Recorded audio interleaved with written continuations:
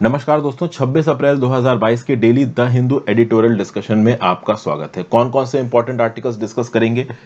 तो भाई अभी के लिए आंध्र प्रदेश में 2 साल बाद होने वाले हैं स्टेट लेजिस्लेटिव असेंबली के इलेक्शंस, बट कहीं ना कहीं जो पार्टीज हैं वो कैंपेनिंग मोड में आ चुकी हैं। चाहे वो वाईआरएस कांग्रेस पार्टी हो, चाहे तेलुगु देशम पार्टी हो, चाहे बीजेपी हो। तो ये जो आंध्र प्रदेश की पॉलिटिक्स है इसके बारे में बात करेंगे। फिर एक छोटा सा आर्टिकल दिया गया है कि जो इन्फ्लेशनरी एक्सपेक्टेशंस होती हैं वो इकोनॉमिक बिहेवियर, बेसिकली देखिए, इन्फ्लेशन के चलते इकोनॉमिक बिहेवियर के चलते इन्फ्लेशन, और एक ग्रुप ऑफ इंडिविजुअल्स के अलग अलग एक्सपीरियंस के हिसाब से आपका इकोनॉमिक बिहेवियर होता है और उसी के हिसाब से इन्फ्लेशन की रिपोर्टिंग होती है। तो जैसे वुमेन के लिए देखो और मेन लॉट के लिए देखो, तो इन दोनों के लिए इन्फ्लेशनरी एक्सपेक्टेशंस अलग अलग होंगी। इस पॉइंट को यहां पे इस आर्टिकल में बताया जा रहा है। कोई प्रॉपर स्टैटिस्टिक्स तो यहां नहीं बताए गए, एक दो छोटे मोटे पॉइंट्स उनको डिस्कस करके आगे बढ़ेंगे काम के। फिर नेक्स्ट आर्टिकल है डाटा अनइंटरप्टेड। ये जो हाउस होल्ड स्पेंडिंग सर्वे यहां पे प्लान किया गया है जुलाई 2022 में, ये शुरू करना बहुत जरूरी था। इस पॉइंट को यहां पे हाईलाइट किया गया है।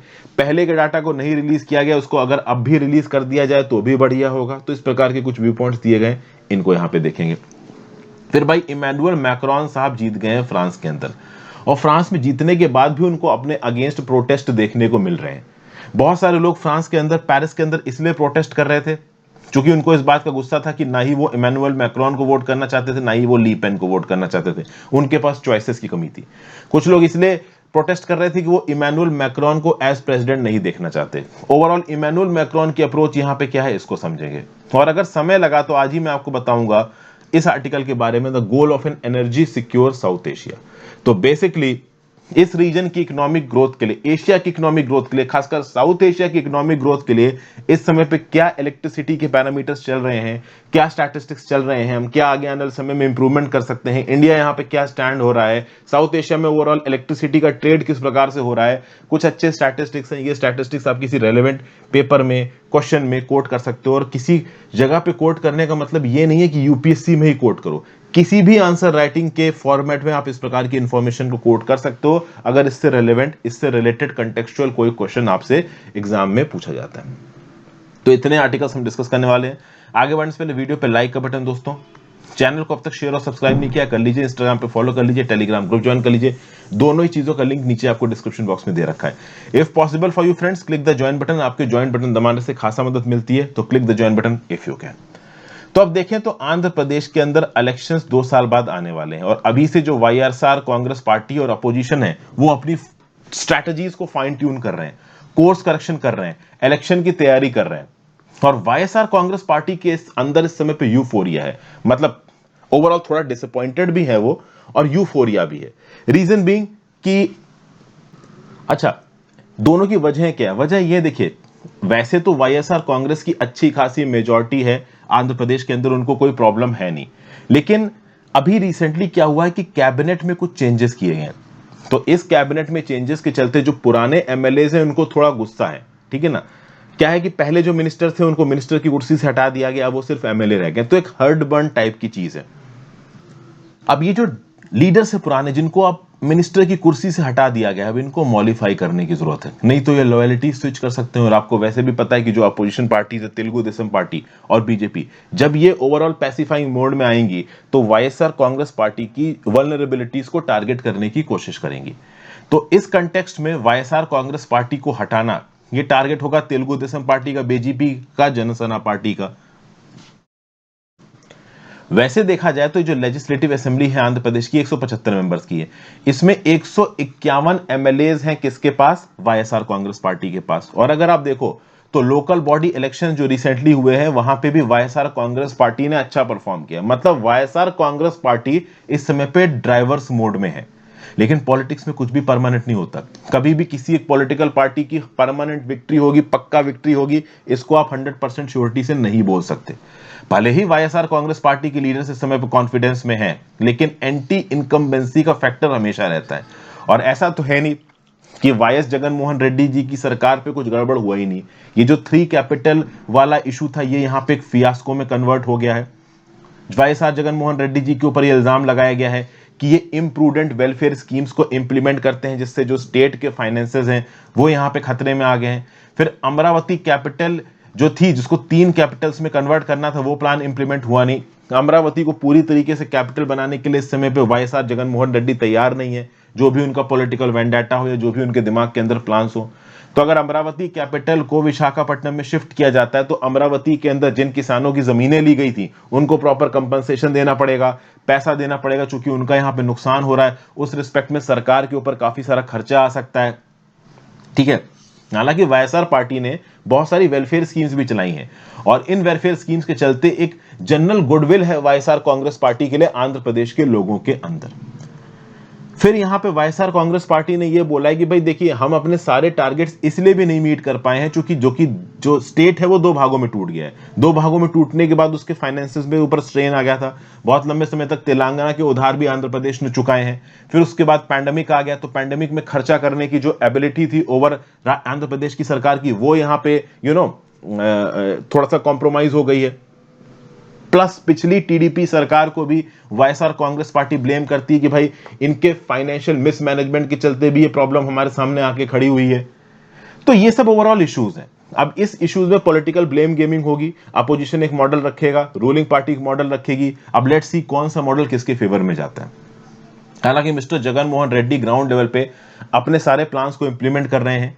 ये हर डिस्ट्रिक्ट में धीरे धीरे करके विजिट कर रहे हैं, अपनी पार्टी के लिए जो सपोर्ट है उसको मोबिलाइज करने की कोशिश कर रहे हैं। बहुत से टारगेट्स इनके यहां पे रहे हैं और अपोजिशन के पास भले ही यहां पे एक एजेंडा था, लेकिन उसके बावजूद भी अगर आप देखो तो वाईएसआर कांग्रेस पार्टी अभी भी काफी स्ट्रांग है। अगर आप वो देखिए कितने नंबर ऑफ सीटें, तो 175 में से 151 सीटें वाईएसआर कांग्रेस पार्टी के पास हैं और तेलुगु देशम पार्टी के पास कितनी सीटें थी? केवल 23। तो 23 से ये 175 की स्टेट लेजिस्लेटिव असेंबली में मेजॉरिटी बनाए, इसके लिए अच्छे खासे वोट शेयर अपनी तरफ खींचना पड़ेगा, वो अपने आप में मुश्किल होगा। प्लस बीजेपी और इनकी जो जेएसपी पार्टी है, एलआई है, वो सेंट्रल गवर्नमेंट के ऊपर इल्जाम, सेंट्रल गवर्नमेंट का इनको बैकअप है, तो ये ओवरऑल हो सकता है कि वाईएसआर पार्टी की जो भी करप्शन वाली चीजें उनके ऊपर इल्जाम लगाएं। फिर कम्युनलिज्म वाला एलिमेंट यहां पे आ सकता है, ठीक है ना, धर्म के आधार पे चीजों को इंस्टिगेट करना, मोबिलाइज करना, इस प्रकार का भी व्यू पॉइंट दे रहे हैं। हालांकि ये वाला जो पॉइंट है ये बहुत ज्यादा सेंसिटिव होता है, तो उसको सोच समझ के इस्तेमाल किया जाना चाहिए, ठीक है ना। बीजेपी पार्टी के ऊपर अक्सर ये इल्जाम लगाए जाते हैं कि कम्युनलाइजेशन के थ्रू वोट खींचने की कोशिश करते हैं। अब इस केस में सबकी अपनी अलग अलग राय हो सकती है। फिर next, anchoring inflationary expectations, actual individual experiences shape economic behaviour. यहां पे ओवरऑल भास्कर जे कश्यप और अरूप मित्रा क्या बोल रहे हैं, मिल्टन फ्रीडमैन को ये यहां पे कोट कर रहे हैं। मिल्टन फ्रीडमैन में क्या बोला था कि inflation is taxation without legislation, the impact of inflation, the overall increase in the prices in an economy is felt by everyone. तो देखिए, इन्फ्लेशन प्राइसेस का बढ़ना, दाम का बढ़ना, और इसका इंपैक्ट सबके ऊपर फेल्ट होता है। जो हाई इन्फ्लेशन होता है वो एडवर्सली पुअर को अफेक्ट करता है। अगर इन्फ्लेशन ज्यादा है तो पुअर के पास पैसे कम होंगे, वो ज्यादा महंगाई में कम पैसे से कम चीजें खरीद पाएगा। तो ऑब्वियस सी बात है, एक प्रकार का टैक्स लगा दिया आपने पुअर के ऊपर, एक ऐसा टैक्स जो सरकार नहीं लग रही है, इनफॉर्मल टैक्स है, बट वो लग रहा है और एडवर्सली अफेक्ट कर रहा है। अब बात यहां पे ये है कि एक्सपेक्टेशंस यहां पे मेजर रोल प्ले करती हैं इन्फ्लेशन के रिस्पेक्ट में। जब भी एक इंडिविजुअल एंटिसिपेट करता है कि आगे आने वाले समय में हाई इन्फ्लेशन आने वाला है, तो वो बहुत सी प्लानिंग्स करता है। वो अपने वेजेस को, रेंट्स को निगोशिएट करता है। एम्प्लॉयर से बोलता है सर महंगाई बढ़ गई, मेरी तनख्वाह बढ़ाओ। जो ओवरऑल वहां पे पैसा देके जिस बिल्डिंग में रह रहा है वहां पे अपना किराए को कम कराने की कोशिश करेगा या सेम कांस्टेंट कराने की कोशिश करेगा, क्योंकि उसको क्या लगेगा कि भाई उसके पास तो पैसे लिमिटेड हैं और महंगाई बढ़ गई तो मैं खर्चा कैसे चलाऊं। अब इस बीच में आरबीआई ने रिलीज की inflation expectation survey of house hold report मार्च 22 की, अप्रैल 8 को। यहां पे क्या बोला गया, 6000 अर्बन हाउस होल्ड्स को सर्वे किया गया 19 मेजर सिटीज में। और ओवरऑल आप कह सकते हो कि मार्च 2020 जब लॉकडाउन लगा तो उससे 2 साल कंप्लीट हो चुके हैं और उसके बाद ये रिपोर्ट रिलीज की गई है। और ये जो रिपोर्ट्स बीच में निकल के आई हैं, ये क्या दिखाती हैं कि भाई पैंडेमिक इंड्यूस्ड लॉकडाउन के बाद इन्फ्लेशन का क्या परसेप्शन रहा है यहां पे। और इन्फ्लेशन को कंट्रोल करने के लिए एक्चुअली सेंट्रल बैंक्स क्या करती हैं कि भाई अपने रेपो रेट को बढ़ा देती हैं। हालांकि हमारे यहां पे अकोमोडेटिव मॉनेटरी पॉलिसी स्टांस रखा गया है, मार्केट में लिक्विडिटी कम नहीं की गई डेवलपमेंट के लिए, और उसके चलते इन्फ्लेशन अब बहुत ज्यादा हमारे हाथ से निकलता नजर आ रहा है। अब यहां पे बहुत आइडियोलॉजिकल टाइप की चीजें लिख रखी हैं, आपके लिए उतना जानना जरूरी है नहीं। जरूरी क्या है, जरूरी यह है कि जब आप इन्फ्लेशन के लिए परसेप्शन बनाते हो तो आपको एक इन्फॉर्म्ड व्यू पॉइंट लेके चलना। जैसे फॉर एग्जांपल ऐसी चीजें जो एक इंडिविजुअल जरूरत से ज्यादा और बहुत ज्यादा फ्रीक्वेंटली इस्तेमाल करता है, फॉर एग्जांपल ग्रोसरीज हो गया, ग्रोसरीज में आटा हो गया, दाल हो गया, चावल हो गया, सब्जी हो गई, दूध हो गया, ये सब ग्रोसरी है। और वही बात अगर आप एक बाइक या कार खरीदने की करो, तो कार या बाइक आप सालों में एक बार खरीदोगे। नॉर्मल कर एक बाइक या कार खरीदे इंसान तो कम से कम 5 साल तो वो चलाता ही है, अनटिल अनलेस कोई अल्ट्रा रिच ना हो कि हर साल कार बदल रहा हो। तो ऐसे केस में डेली के बेसिस पे या हफ्ते के बेसिस पे जो आपको ग्रोसरी लेनी होती है और 5 साल में जो आपको एक कार लेनी होती है, आपके लिए इन्फ्लेशन का सबसे सही पैरामीटर क्या होना चाहिए? ग्रोसरीज, क्योंकि वो डेली बेसिस पे आपकी जिंदगी को अफेक्ट करती हैं। और ओवरऑल इसीलिए अगर आप यहां पे देखोगे तो जो इंसान जिस सेक्टर में ज्यादा डील कर रहा है ना, वो उस हिसाब से इन्फ्लेशन को देखता है।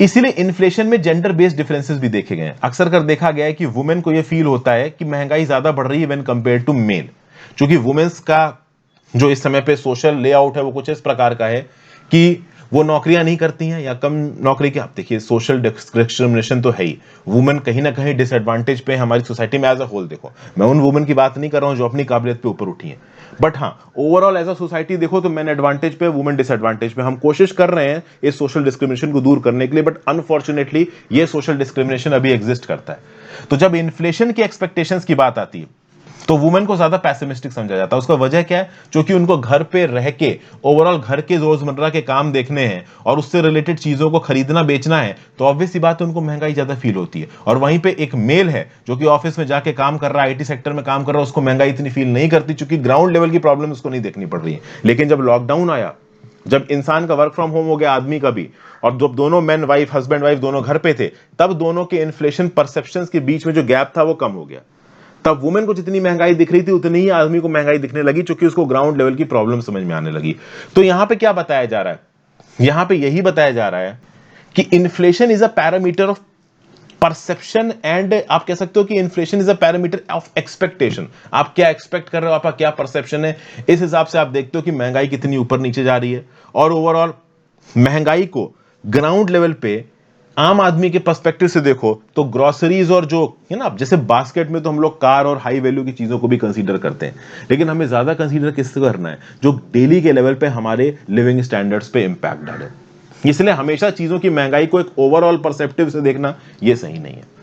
तो ऑथर एक्चुअली में यहां पे यही बता रहा है कि इन्फ्लेशन बहुत सारे फैक्टर्स पे डिपेंड करता है, एक्सपेक्टेशन पे, परसेप्शन पे, और ओवरऑल अलग अलग लोगों का परसेप्शन अलग अलग कंडीशंस में अलग अलग हो सकता है। यही बात यहां पे बताई जा रही थी। फिर अगला आर्टिकल है डाटा इंटरसेप्टेड। देखिए इंडिया की जो ऑफिशियल स्टैटिस्टिकल मशीनरी है ये रीलॉन्च करने वाली है, मतलब all India household consumption expenditure survey को। Ministry of statistics and programme implementation जुलाई 2022 से all India household consumption expenditure conduct करेगा। हर साल 5 साल में होता है, पिछला 2017-18 में हुआ था, इस बार जुलाई 2022 में ये लॉन्च किया जा रहा है, लेकिन इसके रिजल्ट्स आते आते 2024 का लेटर हाफ हो जाएगा, अगर सरकार ने रिजल्ट्स को पब्लिश करने की परमिशन दी। ये पॉइंट यहां पे क्यों कोट किया जा रहा है? क्योंकि 2017-18 के इस house hold consumption expenditure survey को पब्लिश करने की परमिशन ही उस समय पे सरकार ने नहीं दी थी। ठीक है, तो ओवरऑल अगर आप देखें तो 2017-18 की परमिशन सरकार ने क्यों नहीं दी थी, इसकी बहुत सी वजह बताई गई हैं। एक वजह तो यह बताई गई थी कि जो मंथली पर कैपिटा स्पेंडिंग थी हाउस होल्ड्स की, वो 1972-73 के कंपैरिजन में 2011-12 में गिर गई। स्टैटिस्टिकल मिनिस्ट्री ने बोला कि भाई डाटा में कुछ डिस्क्रिपेंसीज हैं, डाइवर्जेंस हैं, एस्टिमेटेड कंजम्पशन लेवल्स में कुछ प्रॉब्लम निकाल के आ रही है, actual output of goods and services बाकी डाटा बेसिस से मैच नहीं कर रहा है, तो इसलिए हमें यहां पे ओवरऑल इस सर्वे को रिलीज नहीं करना चाहिए, इसमें टेक्निकल फॉल्ट है। लेकिन ऑथर यहां पे ये बोल रहा है कि चलो ठीक है, मान लिया हो सकता है टेक्निकल फॉल्ट हो, बट फिर भी कुछ इंपॉर्टेंट चीजें तो होंगी ना डाटा में। अगर आप उसको रिलीज कर देते हो तो कहीं ना कहीं तो वो मदद करेगा आपको पॉलिसी मेकिंग में। और ओवरऑल हो सकता है कि वो डाटा कुछ ऐसा हो जो सरकारी पॉलिसीज को सपोर्ट ना करता हो, अनफ्लैटरिंग हो, उसके बेसिस पे सरकार को हो सकता है अपोजिशन क्रिटिसाइज करे। तो अगर आपको अपोजिशन क्रिटिसाइज कर भी रहा है तो आप बता सकते हो ना कि आपने डीमोनेटाइजेशन और जीएसटी जैसे कुछ स्ट्रिक्ट मॉनेटरी डिसीजंस लिए हैं जो कि लॉन्ग टर्म में सस्टेनेबल होंगे। तो हो सकता है उनकी वजह से हमको ग्रोथ थोड़ी कम दिख रही हो, बट लॉन्ग टर्म में हमारी ग्रोथ अच्छी होगी। इस प्रकार का ओवरऑल सरकार कुछ व्यू पॉइंट दे सकती थी, लॉजिक दे सकती थी, लेकिन यहां पे सरकार ने डाटा को रिलीज ही नहीं होने दिया। और जब आप डाटा रिलीज ही नहीं करोगे तो प्रॉब्लम है। प्रॉब्लम क्यों है? क्योंकि फिर रियल इकोनॉमिक पिक्चर ही सामने निकल के नहीं आ पाएगी, और जब हमारे सामने इकोनॉमिक पिक्चर ही नहीं होगी, इकोनॉमिक डाटा ही नहीं होगा, तो हम बोल्ड स्ट्रक्चरल रिफॉर्म्स नहीं ले पाएंगे, ऐसा यहां पे बताया जा रहा है। फिर यूपीए सरकार का एग्जांपल दे रहे हैं, इन्होंने बताया कि 2009-10 में जो house hold consumption survey conduct की गई थी, उस समय पे जो आप कह लीजिए रिजल्ट निकल के आया था वो काफी खराब था, क्योंकि 2008 के लगभग 2009 के लगभग सब प्राइम मॉर्टगेज क्राइसिस आई थी। तो हमारे यहाँ पे हाउस होल्ड कंजम्पशन एक्सपेंडिचर सर्वे के रिजल्ट बहुत खराब आए थे, लेकिन यूपीए सरकार ने उनको रिलीज किया और बाद में उनको क्लैरिफाई करने के लिए या फिर क्लियर करने के लिए 2011 में फिर से एक सर्वे करवा दी। तो ये यहाँ पे बीजेपी की सरकार भी कर सकती थी कि 2017-18 के रिजल्ट अगर खराब लग रहे थे तो कम से कम पब्लिश तो करते और 2020-21 में फिर से सर्वे करवाते। हाँ, हालांकि प्रेजेंट सरकार का प्लान था कि हम 2020-21 में फिर से सर्वे करवाएंगे, लेकिन पैंडेमिक आ गया और पैंडेमिक जब दुनिया में लोग मर रहे हैं, इंडिया में हालत खराब है, तो फिर सरकार का ध्यान इस प्रकार की हाउस होल्ड स्पेंडिंग सर्वे पे तो नहीं जाएगा। तो एक फ्रेश कंज्यूमर स्पेंडिंग सर्वे कराई जानी थी 2020, 21, 22 में, बट एक्चुअली में वो हो नहीं पाई और उसका रीजन ऑब्वियस है, चूंकि पैंडेमिक था यहाँ पे। लेकिन ऑथर ये बोला कि ठीक है भाई, नहीं हो पाई कोई बात नहीं, कम से कम 2017-18 का तो स्पेंडिंग सर्वे के डाटा को आप रिलीज करो। वो सरकार ने यहाँ पे रिलीज किया नहीं। बहरहाल अब एक नया हाउस होल्ड कंजम्पशन एक्सपेंडिचर सर्वे यहाँ पे करवाया जा रहा है। लेट्स सी भाई यहाँ पे क्या डाटा निकल के आता है। अभी के लिए हमारे पास पिछले 5 से 10 सालों में कोई भी ऑफिशियल डाटा नहीं है हाउस होल्ड एक्सपेंडिचर को डिसाइड करने के लिए, और इस हाउस होल्ड एक्सपेंडिचर से कहीं ना कहीं हम जीडीपी के लेवल्स को एस्टिमेट कर सकते हैं, पॉवर्टी के लेवल्स को एस्टिमेट करते हैं, प्राइवेट इन्वेस्टमेंट डिसीजंस को अफेक्ट करते हैं। तो कम से कम 2017-18 का डाटा अगर रिलीज ही कर देते तो इंडिया फ्री मार्केट इकोनॉमी की तरह नजर आता, एक ट्रांसपेरेंट डेमोक्रेसी की तरह नजर आता। आपने डाटा रिलीज नहीं किया है तो ना लोग इन्वेस्टमेंट डिसीजन ले पा रहे हैं, ना ही जीडीपी को कोई एस्टिमेट कर पा रहा है। एक्चुअली में सरकार को भी ये लगा था कि अगर गलत टेक्निकल डिटेल्स पे डाटा रिलीज हो गया तो एक निगेटिव पिक्चर पोर्ट्रे करेगा, तो इससे बेटर ये है कि प्रॉपर क्रेडिबल डाटा रिलीज करो, ना कि इनक्रेडिबल डाटा। अब अपोजिशन का क्या बोलना, बाकी लोगों का बोलना क्या है कि भाई भले ही डाटा खराब हो, रिलीज तो कर दो। अब सरकार के पर्सपेक्टिव से देखोगे तो गलत डाटा रिलीज कर दोगे तो अपोजिशन जिंदा नहीं रहने देगा। तो ऐसी बहुत से यहाँ पे पॉइंट्स उठ रहे हैं। बेसिक पॉइंट ऑथर का ये है कि भाई सर्वे यहाँ पे कंडक्ट होना चाहिए और इससे रिलेटेड डाटा यहाँ पे निकल के आना चाहिए, तब जाके इकोनॉमी में पॉवर्टी को टैकल करने के लिए हम कुछ ग्राउंड लेवल पे डिसीजन वगैरह ले सकते हैं। ये सब बातें यहाँ पे बताई गई। फिर नेक्स्ट है इमैनुअल मैक्रोन री इलेक्ट हो गए हैं यहाँ पे फ्रांस में, और ये एक पॉलिटिकल सेंट्रिस्ट है। देखिए फ्रांस के अंदर एक है फार राइट और एक है फार लेफ्ट। ठीक है भाई, फार राइट और फार लेफ्ट। फार राइट मतलब जो बिल्कुल ही माइग्रेंट के अगेंस्ट है, ठीक है ना, माइनॉरिटीज के अगेंस्ट है। वो नहीं चाहते कि फ्रांस के अंदर बाहर से लोग आके सेटल हो, ठीक है ना। वो लिबरल वैल्यूज को नहीं करना चाहते, कंजर्वेटिव वैल्यूज को इंप्लीमेंट करना चाहते हैं। फार लेफ्ट क्या है कि बहुत ज्यादा प्रो माइग्रेशन है, बहुत ज्यादा रिलीजियस माइनॉरिटीज को सपोर्ट करते हैं। सेंट्रिस्ट क्या है कि जो एक बैलेंस्ड अप्रोच लेके चल रहा है। तो इमैनुअल मैक्रोन यहाँ पे सेंट्रिस्ट थे, वो एक बैलेंस्ड अप्रोच लेके चल रहे थे।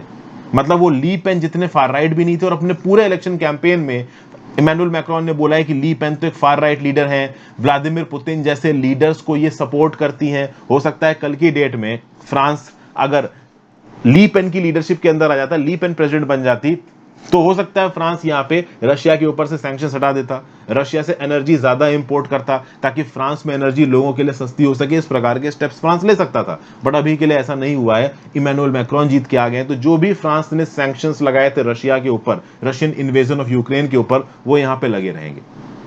लेकिन उससे लोग नाराज हैं, क्योंकि रशिया से अगर आप एनर्जी नहीं खरीदोगे तो एनर्जी महंगी पड़ेगी, एनर्जी महंगी पड़ेगी तो ओवरऑल कहीं ना कहीं लोगों को प्रॉब्लम होगी, और लोग अपने नेशनल इंटरेस्ट को पहले देखना चाहते हैं। फ्रांस के अंदर भी लोग बोलते हैं कि यार यूक्रेन में वॉर हो रहा तो हम क्या करें, हम क्यों अपनी महंगाई झेलें। अगर आप पहली राउंड ऑफ वोटिंग देखोगे तो मैरी ली पेन और एरिक जूमर, इन्होंने टोटल 30% से ज्यादा वोट जीते थे। लेकिन आपको पता होना चाहिए कि फ्रांस में 2 राउंड्स ऑफ वोटिंग होती है। फर्स्ट राउंड ऑफ वोटिंग में अगर किसी ने 50% से ज्यादा वोट खींचे हैं तो वो प्रेसिडेंट बन जाएगा, और अगर ऐसा कोई भी नहीं है तो सेकंड राउंड ऑफ वोटिंग होगी और फर्स्ट राउंड के टॉप 2 कैंडिडेट्स कंपीट करेंगे सेकंड राउंड ऑफ वोटिंग में। और सेकंड राउंड ऑफ वोटिंग में अगर 2 ही कैंडिडेट्स कंपीट कर रहे हैं तो कोई तो एक ऐसा कैंडिडेट होगा ही जिसके पास 50% से ज्यादा वोट होंगे। लगभग 58% वोट यहाँ पे इमैनुअल मैक्रोन ने जीत के अपने आप को प्रेसिडेंट बना लिया। 58.5% वोट मिला है मैक्रोन को, 41.5% वोट मिला है किसको, ली पेन को। हालांकि मैं आपको एक और बात बता दूं कि बहुत सारे लोगों ने वोट डाला ही नहीं है। अगर 40 लाख को वोट डालना है तो 5 से 10 लाख लोगों ने वोट डाला ही नहीं, बाकी ने वोट डाला और उसमें ये परसेंटेज शेयर डिसाइड हो रहा है। मैं आपको एक बेसिक आइडिया दे रहा हूं। मैरी ली पेन बहुत ज्यादा कंजर्वेटिव थी, और जो आपके इमैनुअल मैक्रोन है ये एक सेंट्रिस्ट अप्रोच पे चल रहे थे। ये लगातार मैरी ली पेन को बोल रहे थे कि बहुत कंजर्वेटिव हैं, फ्रांस की रिपब्लिकन वैल्यूज के अगेंस्ट हैं। तो यहाँ पे इमैनुअल मैक्रोन सक्सेसफुल तो रहे हैं जीतने में, बैंकर टर्ड पॉलिटिशियन है, लेकिन ओवरऑल इन्होंने ये भी माना है कि भाई एक बहुत बड़ा तबका है फ्रांस का जो कि उनकी वैल्यूज के अगेंस्ट है। और मैं उस तबके के सपोर्ट को अपनी तरफ खींचने की कोशिश करूंगा। मैं फ्रांस को और ईयू दोनों को स्टेबिलिटी देने की कोशिश करूंगा। मैं पॉलिटिकल लैंडस्केप में केवल सेंट्रिस्ट ही नहीं, जो फार राइट विंग कंजर्वेटिव्स और सेंटर लेफ्ट सोशलिस्ट हैं, उनको भी यहां पे उनके बीच में एक सामंजस्य लाने की कोशिश करूंगा। मतलब ओवरऑल मैक्रोन की जो पोस्ट इलेक्शन विक्ट्री अप्रोच रही है ना, वो काफी हद तक कंसोलिडेटिंग रही है। जिन्होंने उनको वोट नहीं भी दिया है, उनको भी अपनी तरफ पैसिफाई करने की और खींचने की कोशिश कर रहे हैं इमैनुअल मैक्रोन। एकदम से उस पूरी की पूरी आइडियोलॉजी को सेट असाइड नहीं कर रहे हैं, चाहे वो लेफ्टिस्ट आइडियोलॉजी हो, राइटिस्ट आइडियोलॉजी हो। लीडर की यही खास बात होती है कि एक लीडर को जो लोग दुखी हैं उनको भी अपनी तरफ खींचने की कोशिश करनी चाहिए। उनको बिल्कुल साइडलाइन करना पॉलिटिकली सुसाइड हो सकता है। तो ये ओवरऑल व्यू पॉइंट यहाँ पे दिया हुआ है। आई होप आपको पसंद आया हो। एक और आर्टिकल है दोस्तों, लेकिन इस आर्टिकल को डिस्कस करने में ठीक ठाक समय लगने वाला है, तो यहाँ पे मैं इस आर्टिकल को आपके साथ डिस्कस नहीं कर रहा हूँ। I will discuss it with a separate video. शाम तक मैं वो वीडियो आपके लिए अपलोड कर दूंगा। यहाँ पे एडिटोरियल में 4 ही आर्टिकल्स मैंने रखे हैं। एडिटोरियल को मैं थोड़ा रिफॉर्म कर रहा हूँ, थोड़ा सा और प्रिसाइज जल्दी खत्म करने की कोशिश कर रहा हूँ, ताकि वीडियो से इंटरेस्टिंग रहे। एडिटोरियल 30 मिनट से ज्यादा बनता है, 25 मिनट से ज्यादा बनता है, तो लोगों को उतना इंटरेस्टिंग नहीं लगता है। तो सिर्फ क्रिस्प इन्फॉर्मेशन देख के जल्दी ही मैं एडिटोरियल को खत्म करने की कोशिश करूंगा और जल्दी अपलोड करने की कोशिश करूंगा। Thank you for watching friends. I hope आपको वीडियो सुनने में मजा आया। अपने व्यू पॉइंट नीचे कमेंट बॉक्स में देके जाइएगा। इंस्टाग्राम पे फॉलो कर लीजिए, टेलीग्राम ग्रुप ज्वाइन कर लीजिए, दोनों ही चीजों का लिंक नीचे दिया हुआ है। Have a great day friends, ध्यान रखिए अपना, टेक केयर।